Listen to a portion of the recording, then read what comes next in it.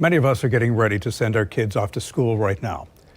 24 hours ago, our only thoughts were making sure they had their homework, lunch, got to class on time, and we gave them a big hug and kiss and love you goodbye. It was just another day at school. What happened in Texas yesterday changed that. As my daughter gets ready to go to class, I can't help but worry about her safety and think about the 19 students and 2 adults, including a teacher who died. The moms and dads there whose children won't ever go to school again. The hundreds of thousands of parents nationwide who worry right now and wonder, are my kids safe? Senator Chris Murphy of Connecticut, who came to Congress representing Sandy Hook, begged his colleagues to finally pass legislation that addresses the nation's continuing gun violence. A gutted Murphy took to the floor and demanded that lawmakers do what they failed to do after 26 students and educators were killed in Newtown, the area he represented as a congressman. This only happens in this country and nowhere else. Nowhere else do little kids go to school thinking that they might be shot that day. Nowhere else do parents have to talk to their kids, as I have had to do, about why they got locked into a bathroom and told to be quiet for 5 minutes just in case a bad man entered that building. Nowhere else do little kids go to school thinking they might be shot that day. Joining me on the morning show is Dr. Tracy Alloway, an award-winning psychologist. Good morning. Good morning, Bruce. No doubt many children are going to be worried about their safety this morning. So what do we moms and dads tell them when they say they're scared?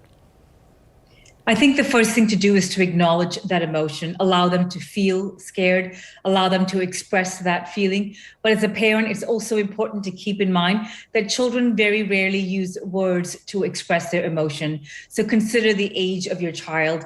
A young child, say kindergarten, early elementary school, may express their fear by clinging. They may want to be a little closer to you. They may not want to leave you. They may cry or show tantrums a little bit more often. And it's important as a parent to recognize this as an indicator that that is their way of expressing their fear. If you have a child that's in the middle school range or even 4th or 5th grade, they may express their emotions by acting out some of that violence. They may include that in part of their play. And again, keep in mind that that may be their way of processing their emotion.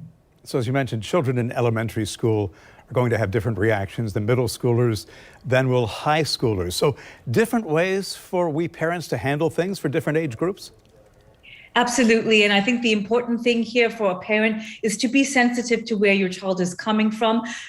There's a phrase that's used, put your oxygen mask on first. So as a parent, you may need to take a moment just to process this information yourself rather than feeling very raw as you talk to them. And the key here is to allow them to feel that emotion, to say to your child, whatever age they may be, it's okay to feel scared, it's okay to feel angry or frustrated, and just give them that space to just sit in that emotion rather than feeling that they need to cover it up or even push it down.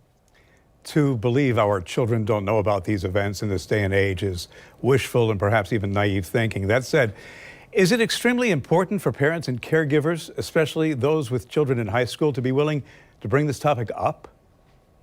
I think it is very important, especially at the high school age, because our sense of justice shifts. When you look at a middle school age, cognitively, or the brain development is such that children at that age tend to view things very simplistically as either good or bad or right or wrong. But certainly by the time they're in high school, there's a far more nuanced view of morality. And this is a wonderful opportunity to allow them the space to talk through different ideas, to help them understand what are their views. And again, it's important to give them space to express their views rather than you as a parent telling them what they should feel or what they should think. Putting aside all the editorial neutrality my job demands, I'm going to ask this question because it demands asking, given the mass shooting in Texas, last week's shootings in Buffalo, a rash of mass school shootings and otherwise in recent history. Among a segment of society, there seems to be a wanton and total disregard and lack of respect for life. How do we deal with that? And I think it's important here, again, as a parent, to take that time for yourself. What is your way of decompressing? What is your way of expressing your frustration? Take that moment rather than feeling you have to rush through the day or work through all these activities. It's really important. Maybe get up a little bit earlier, maybe stay up a little later, maybe just take that lunchtime and take that moment to allow yourself that moment of self-care so that you are ready to be able to provide and be an emotional support for your family as well. I don't want to be cliche here, but tonight beds will be empty. Sneakers will be left in the hallway untouched. Lunch boxes won't be touched. Sisters and brothers will have unanswered questions. Moms and dads will have broken hearts that may never heal. Moms and dads, hug your kids. Tell them you love them. Jen.